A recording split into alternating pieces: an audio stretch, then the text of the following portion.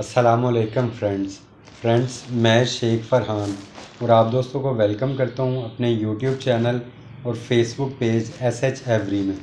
Friends आज इस video में आप दोस्तों के साथ शेयर करने वाला हूं कि हम लव बर्ड की किस म्यूटेशन से जो है वो ज़्यादा नफ़ा कमा सकते हैं, या दूसरे अल्फाज में आप ये कह सकते हैं कि लव बर्ड की कौन सी म्यूटेशन ऐसी है जो न्यू ब्रीडर्स को लगानी चाहिए और वो उनसे बड़े आराम से जो है वो अच्छा मुनाफा कमा सकें।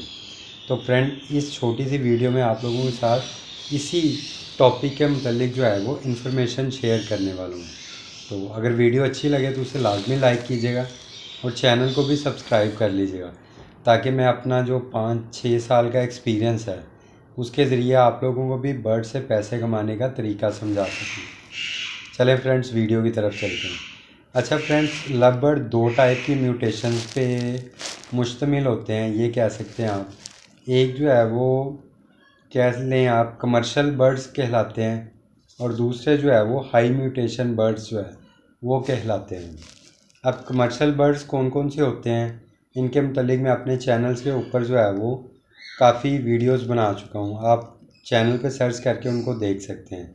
और हाई म्यूटेशन बर्ड्स कौन से होते हैं इसके मतलब भी वीडियो मैं अपने चैनल पे बना चुका हूँ, लेकिन मैं आपको मुख्तसर ये बता देता हूँ।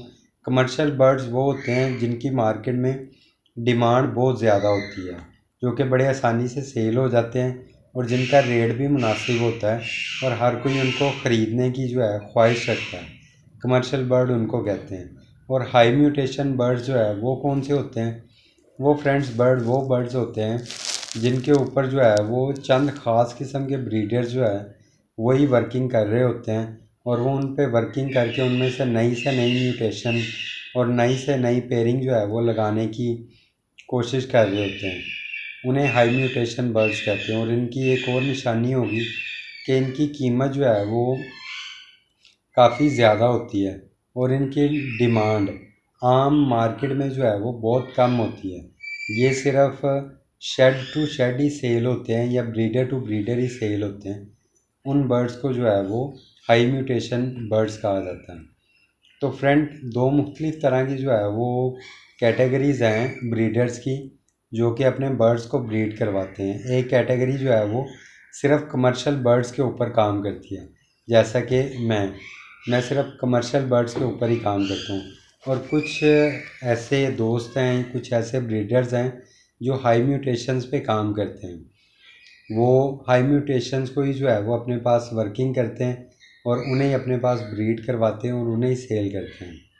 तो फ्रेंड्स आप लोग अगर तो जो है वो कन्फर्मली बर्ड्स के शौक़ में एंटर कर रहे हैं तो फिर मेरा आप दोस्तों को यही मशवरा है कि आप लोग जो है वो हाई म्यूटेशन पे अगर काम करते हैं तो आप जो है उसमें कामयाब होंगे, क्योंकि हाई म्यूटेशंस पे जो है वो बहुत डीपली वर्क करना पड़ता है, एक एक चीज़ का ध्यान रखना पड़ता है और बर्ड्स के रेट वगैरह को भी जो है वो हर वक्त अपने सामने जो है वो रखना पड़ता है।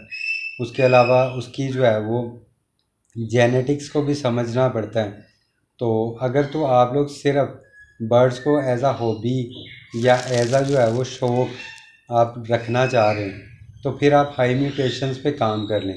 इसमें फ़ायदा यकीनन है, लेकिन इसमें ये है कि आप कम बर्ड्स लगाएंगे वो ज़्यादा पैसों में लगेंगे और उनमें से ब्रीड भी ऑटोमेटिकली कम आएगी। जब आप 10 की जगह जो है वो 2 पेयर लगाएंगे तो ब्रीड भी 2 पेयर की आएगी, तो वो सेल भी जो है वो कम होंगे, क्योंकि उनका आगे डिमांड भी मार्केट में कम है। लेकिन ये है कि जब वो सेल होंगे तो एक ही बर्ड सेल होने पे आपको अच्छा जो है वो रेवेन्यू जनरेट करके देगा।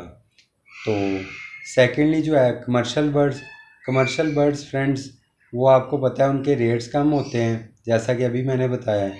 वो आप 2 की जगह 10 पेयर लगा सकते हैं।